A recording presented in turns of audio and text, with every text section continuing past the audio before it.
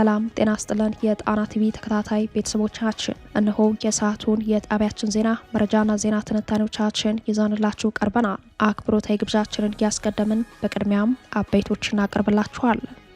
የፋኖ ኃይሎች በወሎ ቤት አማራ በ6 ግንባሮች ከአገዛዙ ጦር ጋር ከባድ ውጊያ ሲያካሂዱ ውለዋል። በሸዋ አንድ አባት አርበኛ ከልጃቸው ጋር በመሆን ባደረጉት ተጋድሎ ከነልጃቸው በክብር ተሰውተዋል። እዙ ይህ መስዋዕትነት የትውልድ ዕዳ እንጂ የለቅሶ ማስታወሻ አይደለም ሲል የክብር ሽኝት መግለጫ አውጥቷል። ቀዳሚው የግንባር መረጃዎቻችን ናቸው። ጠቅላይ ሚኒስትር አብይ አህመድ በማንኛውም ሰዓት በአዲስ አበባ ሊነሳ ይችላል ብለው ከሚሰጉት ህዝባዊ አመጽ በተጨማሪ በስርዓቱ ውስጥ ሊቃጣ የሚችል የውስጥ ጥቃት ያሰጋቸዋል ይለናል የዛሬው ወታደራዊ ምንጫችን። ይህንን ተከትሎ የቤተ መንግስትና ዙሪያ ጥብቅ ፍተሻና ክትትል ስምሪቱ ላይ ለውጦች አሉ። አዲስ አበባን የሚያስጨንቅ በቴክኖሎጂ የታገዘ ወታደራዊ ስምሪት የድሮን ቅኝትን ጨምሮ ሌሎች የቴክኖሎጂ ውጤቶች የስምሪቱ አካል መሆናቸውን ጨምሮ አዳዲስ መረጃዎችን በመረጃ ትንታኔያችን ላይ ተሰሟችኋላችሁ።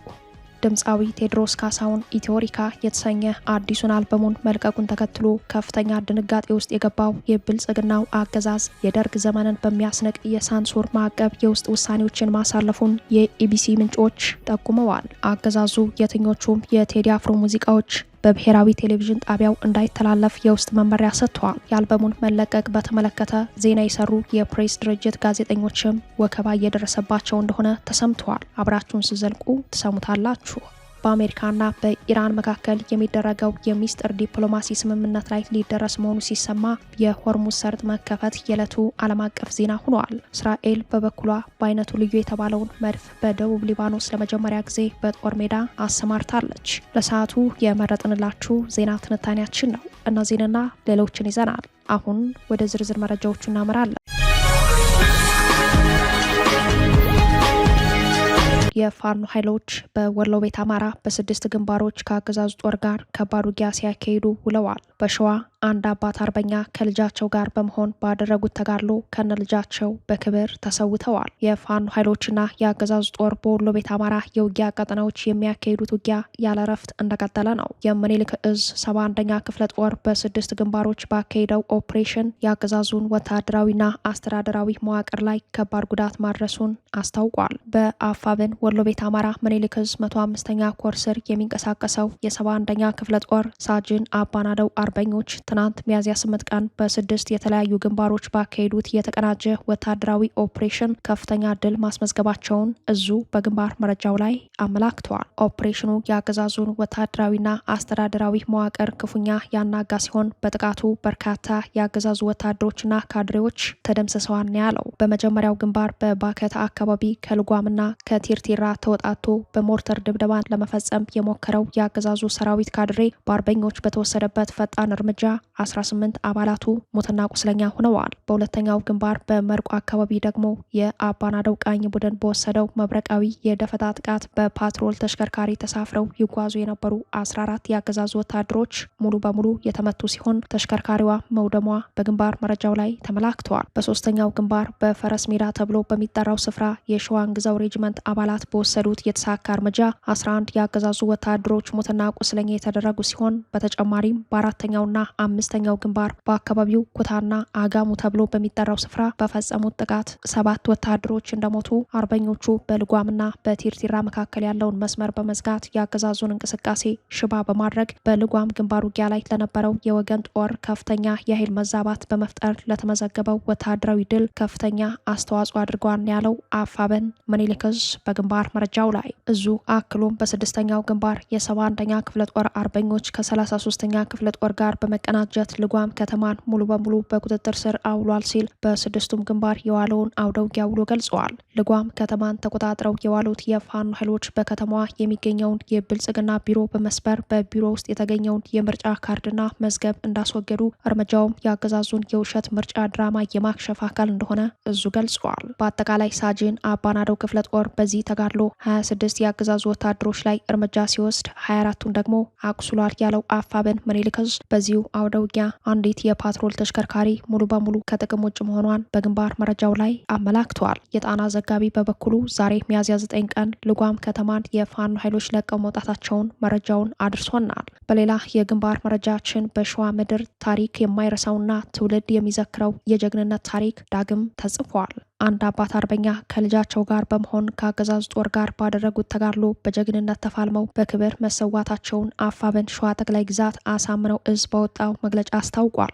ጀግና በክብር ይወድቃል እንጂ አይንበረከክም ሲል በወጣው የክብር መግለጫ ላይ እንዳመላከተው የብልጽግና አገዛዝ በንጹሐን ደም የጨቀየውን እጁን ወደ አርበኞች መኖሪያ ቢዘረጋም ያገኘው ግን የሞት ጽዋንና የታሪክ ውርደትን ብቻ ነው ብለዋል። አርበኛ ይማነ የተባሉ አባት አርበኛ ፋኖ በጣርማበር ወረዳ ዋሻ ቀበሌ ተወልደ ህይወታቸውን በሙሉ ለህዝብ ነጻነትና ለፍትህ ሲታገሉ መቆየታቸውን ያወሳው ዕዙ የብልጽግና ሰራዊት አርበኛ ይማነን በቤተሰባቸው መካከል በድንገት ቢከባቸውም ጀግናው አርበኛ ግን ለወራሪ እጅ መስጠት የሞት ሞት ነው በማለት ባደረጉት ተጋድሎ በደርዘን የሚቆጠሩ የአገዛዙ ጥምር ጦር አባላት ላይ ጉዳት በማድረስ በመጨረሻም ከሴት ልጃቸው ጋር በመሆን ለነጻነት ሲሉ በክብር ወድቋል ብለዋል። ከአርበኛው ጎን ሆና እንደ አባቷ የአገዛዙን አፈሙዝ ስትጋፈጥ የነበረችው ወጣት ልጃቸው በስም ፍሬ ማነ የምትባል ወጣት በለጋ እድሜዋ መስዋዕትነትን መቀበሏን አፋብን ሸዋ ጠቅላይ ግዛት አሳምነው ዕዝ በመግለጫው አስታውቋል። ለክብርና ለማንነት መሞት ታላቅ ሹመት መሆኑን ለትውልድ አሳይታ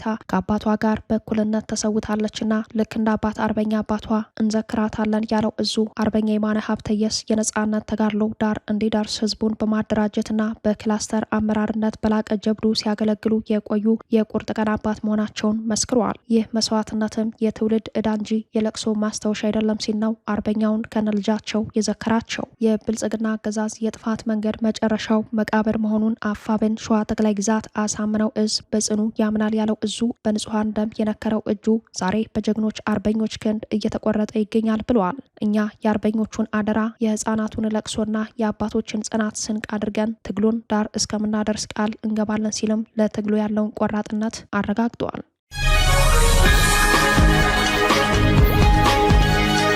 በቤተ መንግስቱ ወታደራዊ ስምሪት ተሰጥቷል። አዲስ አበባን የሚያስጨንቅ በቴክኖሎጂ የታገዘ ወታደራዊ ስምሪት የድሮን ቅኝትን ጨምሮ ሌሎች የቴክኖሎጂ ውጤቶች የስምሪቱ አካል መሆናቸውን ምንጮች ጠቆሙ። በዋናው ቤተ መንግስትና በታችኛው ቤተ መንግስት ከወትሮ የተለየ ጥበቃና ፍተሻ በመደረግ ላይ መሆኑ ተሰምተዋል። በተለይም የጠቅላይ ሚኒስትር ጽህፈት ቤት የሚገኝበትን የ4 ኪሎ ቤተ መንግስትን ጨምሮ የዙሪያ ጥበቃና የሰራተኞች አካላዊና የቢሮ ፍተሻ በልዩ ሁኔታ ተጠናክሯል ያሉት የመረጃው ምንጮች ለፍተሻው አነፍናፊ ውሾችን ጭምር እንደሚጠቀሙ ይህም ከወትሮ የተለየ የደህንነት ስጋት እንዳለ አመላካች ነው ይላሉ የመረጃው ምንጮች።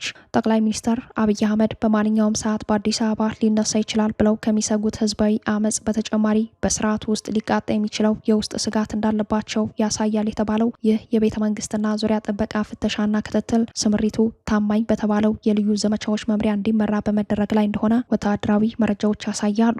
እንደ ጣቢያችን ወታደራዊ የመረጃ ምንጭ ማዘዣ ማዕከሉን በአዲስ አበባ ኮየፈጭ ያደረገው የልዩ ዘመቻዎች ዕዝ ጠቅላይ መምሪያ በሌተናል ጀነራል ሹማ ብደታ የሚመራ ሲሆን ጠቅላይ መምሪያው ለጠቅላይ ሚኒስተሩ ተጠሪነት ያላቸው አህዶችን ጨምሮ ልዩ ተልዕኮ የሚከውኑ ኃይሎች ዘመቻዎች የሚታቀዱበትና ስምሪት የሚሰጥበት ነው። በአዲስ አበባ ዙሪያ ልዩ ጥበቃና የቤተ መንግስቱ ልዩ ጥበቃን ይኸው መምሪያ በስሩ አድርጎ እየመራው እንደሆነ ምንጮች ጠቁመዋል። የሪፐብሊካን ጋርድ ተጠሪነቱ ለጠቅላይ ሚኒስተሩ ቢሆንም የሚታቀዱ ዘመቻዎችን የሚወስደው ግን ከዚሁ ጠቅላይ መምሪያ እንደሆነ የገለጹት ወታደራዊ የመረጃ ምንጫችን ከወትሮ በተለየ የቤተ መንግስቱ ሰራተኞች ክትትልን ጨምሮ መደበኛ ተግባራትን በስሩ ማስገባቱን ገልጸዋል። የጀኔራሎችን ጨምሮ የተመረጡ ሲቪል ባለስልጣናት ልዩ አጃቢዎች በአመዛኙ እንዲቀየሩ ተደርጎ መምሪያው የራሱን የሰው ኃይል መመደቡን የጠቆሙት ምንጮች ይህም ከውስጥ የሚቃጣ አደጋን ቀድሞ የመከላከል ጥረት አካል ተደርጎ ይታያል ብለዋል። የሪፐብሊኩ ጥበቃ ኃይል በሚል የሚጠራው የሪፐብሊካን ጋርድ ዋና አዛዥ የነበሩት ብርጋዴር ጄኔራል ተስፋዬ ረጋሳ በጠቅላይ ሚኒስተሩ ትዕዛዝ ተነስተው በምትካቸው ብርጋዴር ጄኔራል አካሉ ካሳ መመደባቸውን ያስታወሱት የመረጃው ምንጮች የአመራር ለውጡም ሆነ የቤተ መንግስቱ ዙሪያ ጥበቃና የሰራተኞች ፍተሻና ክትትል ማጥበቅ ከውስጥ ሊቃጣ ይችላል ከተባለው ጥቃት ጋር የሚያያዝ እንደሆነ ማናቸውም ውሳኔዎች አደጋን ቀድሞ የማምከን ጥረቶች መሆናቸውን ነው የጠቆሙት። በተመሳሳይ በዚሁ የቅድመ መከላከል አሰራር መሰረት ካውንተር ሚሊታሪ ዩኒት የተሰኘው የጸረ መፈንቅለ መንግስት ተልዕኮ ያለው መች ኃይል ጨምሮ ሪፐብሊካን ጋርድ፣ ስፔሻል ፎርስ እና የሪፐብሊክ ወታደራዊ ኃይል ወይንም ሚሊታሪ ፖሊስ የሚባሉ ዩኒቶች በዚህ የልዩ ዘመቻ እዝ ጠቅላይ መምሪያ ስር እንደተጠረነፉ ታውቋል። በአዲስ አበባና በዙሪያው የታዋቂ ሰዎችን እገታና አፈና ጨምሮ ለስርዓቱ ያሰጋሉ የተባሉ አካላትን እያደነ የሚለቅመው ይህ ኃይል በጠቅላይ ሚኒስተሩ ዙሪያ ሊያጋጥሙ የሚችሉ አደጋዎችን በሙሉ የመመከት ተልዕኮ ይዞ እንደሚሰራ በወታደራዊ መረጃው ላይ ተመላክተዋል። ራሳቸውን ወደ ወታደራዊ አገዛዝ በመቀየር ሂደት ላይ ያሉት አብይ አህመድ ከጄኔራሎቻቸው አሊያም በስርዓት ውስጥ ያሉ ሲቪል አመራሮች ከወታደራዊ መኮንኖች ጋር በመቀናጀት የውስጥ ጥቃት ሊፈጽሙብኝ ይችላል የሚል የስጋት ግምገማቸው እያደገ መጥቷል ነው የሚሉት ምንጮች። ለዚህ ማሳያ አድርገው የሚያቀርቡት የልዩ ዘመቻዎች እዝ አደረጃጀት የሪፐብሊኩ ልዩ ጥበቃና ካውንተር ሚሊታሪ ዩኒት በተባሉ ኤሊት ፎርሶች ላይ የሰሩት ሪፎርምና ጥብቅ ስምሪቶቻቸው ነው። በተጨማሪም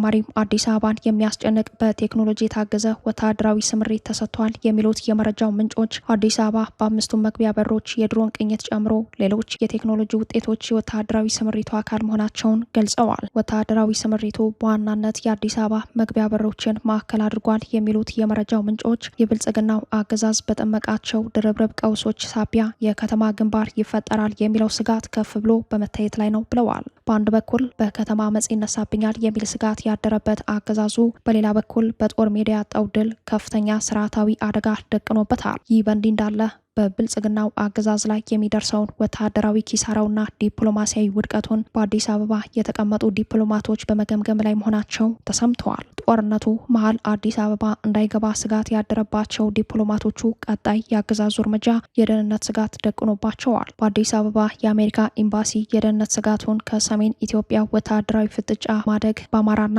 በኦሮሚያ ከቀጠለው ጦርነት ጋር በማያያዝ በተከታታይ ሲገልጽ ቆይተዋል። በእነዚህ ድምር ውጤቶች ስጋት ውስጥ የገባው አገዛዙ የአዲስ አበባን አምስቱን በሮች ጨምሮ ቤተ መንግስቱን የሚጠብቁ ወታደሮቹን አሰማርተዋል። እንዲያም ሆኖ በአዲስ አበባ የሚገኙ ዲፕሎማቶች የደህንነት መረጃ እንደሚያሳየው አዲስ አበባ በማንኛውም ጊዜና ሰዓት ሊከሰት የሚችል ፖለቲካዊ ውጥረት እንዳለ፣ የከፍተኛ ባለስልጣናት ግድያ ጨምሮ ወታደራዊ እርምጃዎች እንደሚያሰጉ ነው።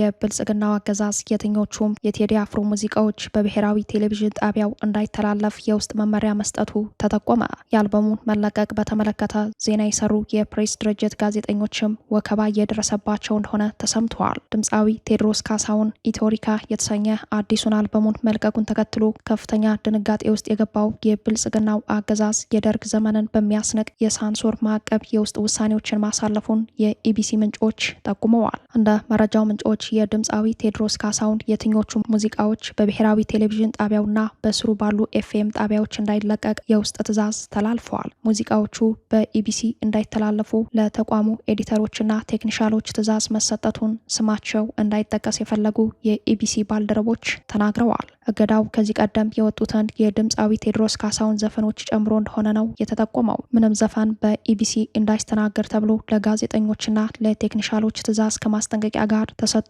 ያሉት የመረጃው ምንጮች ትዕዛዙ ከቦርዱ እንደወረደ ጠቁመዋል። የብልጽግናው አለቃ አብይ አህመድ የማህበራዊ ጉዳዮች አማካሪ ሚኒስተር የሆኑት ዳንኤል ክብረት የኢቢሲ የቦርድ ሰብሳቢ እንደሆኑ ይታወቃል። ከድምፃዊው አልበም መለቀቅ በፊት በሚኒስተር ማዕረግ ያሉ የአገዛዙ ሹማምንት ጨምሮ የተሳተፉበት የስነ ልቦና ማጥቃት ዘመቻ የተከፈተበት ድምፃዊ ቴዎድሮስ ካሳሁን በአዲሱ ስራው ከኢትዮጵያ አልፎ በአፍሪካና በዓለም አቀፍ ደረጃ አዳዲስ ክብረ ወሰኖችን መስበሩ ለብልጽግና ራስ ምታት ሆኖበታል። በህወሓት ኢህአዴግ የስልጣን ዘመን ከድምፃዊ ቴዎድሮስ ካሳሁን የሙዚቃ ስራዎች ውስጥ በጣት ከሚቆጠሩት ውጪ አብዛኞቹ ስራዎች በብሔራዊ ሚዲያዎች ይተላለፉ እንደነበር ይታወሳል። እንደ ጃ ያስተሰርያል፣ ዳህላክ፣ ኦኦታዬ ወዘተ ከመሳሰሉ ውጪ ሀገራዊና የፍቅር ዜማዎች አለመከልከላቸውን የሚያስታውሱ አስተያየት ሰጪዎች ብልጽግናን ደርግን የሚያስንቅ የጥበብ አፋኝ ብለውታል። የአርቲስቱ የጥበብ ስራ አድናቂዎች በጥበብ ስራዎች ላይ የሚደረግ ማንኛውም አይነት ሳንሱርና የኃይል እርምጃ በሰለጠነ ማህበረሰብና በዚህ ዘመን ውስጥ ቦታ የለውም የሚል ተቃውሟቸውን በማህበራዊ ሚዲያዎች ማሰማታቸውን ቀጥለዋል። የሆነው ሆኖ የተወዳጁን ድምፃዊ የሙዚቃ ስራዎች በብሔራዊ ቴሌቪዥን ጣቢያው እንዳይተላለፍ ያገደው አገዛዙ በእያንዳንዱ የአፈና እርምጃ ወደ ራሱ መተኮሱን እንደቀጠለ ድርጊቱ ማሳያ ሆኗል። በሌላ በኩል የቴዲ አፍሮ ኢትዮሪካ 6ኛ አልበሙ በይፋ ለህዝብ መለቀቁን በተመለከተ ዜና የሰሩ የኢትዮጵያ ፕሬስ ድርጅት ጋዜጠኞች ወከባ እየደረሰባቸው መሆኑ ተሰምተዋል። ፕሬስ ድርጅት በትናንትናው ዕለት ያሰራጨውን ዜና ከላይ በመጣ ትዕዛዝ በሚል ከገጹ አጥፍቶታል። ድርጅቱ የአርቲስቱን የሙዚቃ አልበም መለቀቅ ተከትሎ ትላንት ሚያዝያ 8 ቀን በኢትዮጵያ ሰዓት አቆጣጠር 10 ሰዓት ከ25 ደቂቃ ላይ በምስሉ ላይ የሚታየውን ዜና አጋርቶ የነበረ ቢሆንም ከ2 ሰዓት ቆይታ በኋላ ዜናው ከድርጅቱ የፌስቡክ ገጽ እንደተነሳ የጣና ዘጋቢዎች ታዝበዋል። አገዛዙ የአርቲስቱ የሙዚቃ አልበም ለህዝብ እንዳይደርስ የተለያዩ ጫናዎችን ሲያደርግ የቆየ ቢሆንም የድምፃዊ ቴዎድሮስ ካሳሁን ቴዲ አፍሮ አልበም አዳዲስ ክብረ ወሰኖችን በማስመዝገብ ታሪክ በመስራት ላይ ይገኛል። በአሜሪካና በኢራን መካከል የሚደረገው የሚስጥር ዲፕሎማሲ ስምምነት ላይ ሊደረስ መሆኑ ሲሰማ እስራኤል በበኩሏ በአይነቱ ልዩ የተባለውን መድፍ በደቡብ ሊባኖስ ለመጀመሪያ ጊዜ በጦር ሜዳ ላይ አሰማርታለች። በአሜሪካና በኢራን መካከል ለረጅም ጊዜ የዘለቀውን ውጥረት ለማርገብ በሚደረገው ጥረት ላይ ከፍተኛ መሻሻል መታየቱን የሮይተርስ የዜና ምንጮች ዘግበዋል። 39 ቀናት ከዘለቀው አውዳሚ ጦርነት በኋላ ለ15 ቀናት የተካሄደው የተኩስ አቁም ስምምነት ሊጠናቀቅ ቀናት በቀሩበት ሁኔታ በአሜሪካና በኢራን መካከል ያለውን ግንኙነት በማሸማገል ላይ የሚሳተፉ የፓኪስታን የዜና ምንጮች እንደገለጹት በሁለቱ ሀገራት መካከል በሚደረገው የጓሮ በር ወይንም ባክዶር ዲፕሎማሲ ተስፋ ሰጪ መሻሻሎች ታይተዋል። በቅርቡ በሁለቱ ወገኖች መካከል የሚካሄደው ስብሰባ የጋራ ስምምነት በመፈራረም ሊጠናቀቅ እንደሚችል ይጠበቃል። ይህ ስምምነት በይፋዊ ባልሆኑ መንገዶች ሲካሄድ የቆየ ሲሆን ዋና ዓላማውም በመካከለኛው ምስራቅ እያየለ የመጣውን ቀውስ ለማርገብና በሁለቱ ሀያላን መካከል ያለውን ልዩነት ለማጥበብ ያለመ ነው።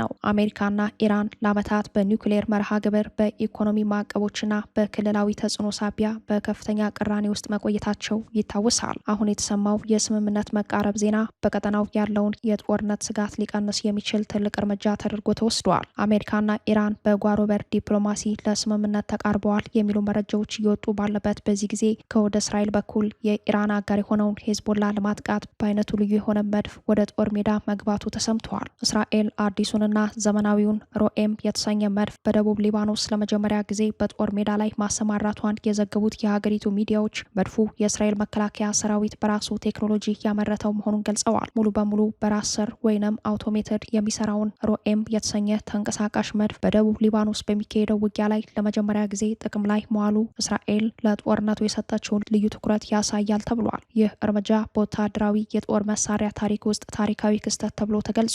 መድፉ በደቡብ ሊባኖስ የሚገኙና በእስራኤል እግረኛ ጦር ላይ አደጋ የደቀኑ የሄዝቦላ የጸረ ታንክ ቡድኖችን ለመምታት ጥቅም ላይ መዋል ጀምሯል የተባለው ጥቃቱ ስኬታማ የነበረ ሲሆን በጦርነቱ ወቅት አዳዲስ የመድፍ ተኩስ ስልቶችን ለመቀየስ እንደመነሻ መወሰዱ ተገልጿል።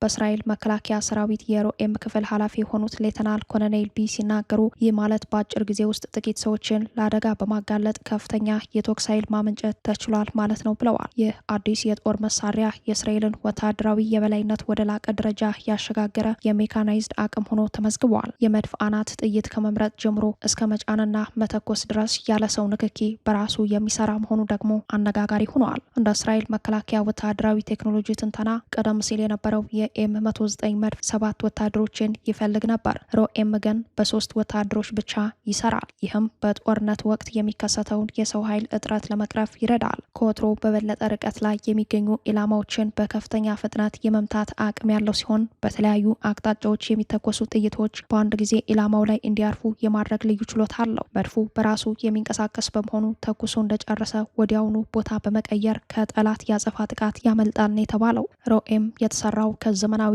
የዲጂታል መቆጣጠሪያ ስርዓቶች ጋር በቀጥተኛ እንዲገናኝ ተደርጎ ሲሆን ይህም ከመረጃ ምንጮች ማለትም እንደ ድሮኖችና ሴንሰሮች የሚመጣውን መረጃ ወዲያውኑ ወደ ተኩስ በመቀየር በጠላት ላይ የሚወሰደውን እርምጃ እጅግ ፈጣን ያደርገዋል የሚለው ትንተና የእስራኤል መከላከያ ኃይል ነው። ይህ ቴክኖሎጂ እስራኤል በጠላት ግዛት ውስጥ ዘልቃ በምታደርገው እንቅስቃሴ ላይ ትልቅ ለውጥ እንደሚያመጣ ይጠበቃል። ይህ በእንዲህ እንዳለ የሆርሙዝ ወሽመጥ ለዓለም አቀፍ የንግድ መርከቦች ክፍት መደረጉን አልጀዚራ የኢራኑን የውጭ ጉዳይ ሚኒስተር አባስ አራክቺን ጠቅሶ ዘግቧል። በመካከለኛው ምስራቅ ለወራት ዘልቆ የነበረውን ውጥረት ተከትሎ ተጥሎ የነበረው የባህር ላይ ትራንስፖርት ገደብ መነሳቱን የኢራን መንግስት በይፋ አስታውቋል ያለው ዘገባው ሆርሙዝ የተከፈተው በእስራኤልና በሊባኖስ መካከል የተደረሰውን የተኩስ አቁም ስምምነት ተከትሎ ነው። ይህን ስምምነት እንደ መልካም አጋጣሚ የተጠቀመችው ኢራን በሆርሙዝ ሰርጥ ላይ ስታካሄድ የነበረውን የደህንነት ቁጥጥር በማላላት ለሁሉም የንግድ መርከቦች ክፍት ማድረጓን ገልጻለች። እስራኤል በደቡብ ሊባኖስ በኩል እግረኛ ወታደሮቿን እንዳሰማራች፣ ስምምነቱም ከሊባኖስ መንግስት ጋር እንጂ ከሄዝቦላ ጋር እንዳልሆነ ይታወቃል።